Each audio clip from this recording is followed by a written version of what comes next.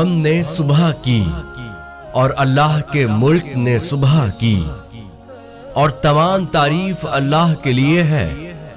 اللہ کے علاوہ کوئی عبادت کے لائق نہیں، وہ اکیلا ہے، اس کا کوئی شریک نہیں، اسی کے لیے ملک ہے اور اسی کے لیے حمد، اور وہ ہر چیز پر قادر ہے۔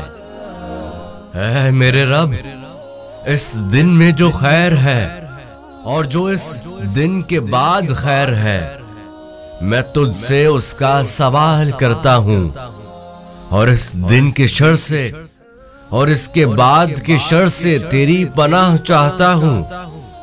اے میرے رب، میں سستی اور بڑھاپے کی برائی سے تیری پناہ چاہتا ہوں۔ اے میرے رب، میں جہنم کے عذاب اور قبر کے عذاب سے تیری پناہ چاہتا ہوں۔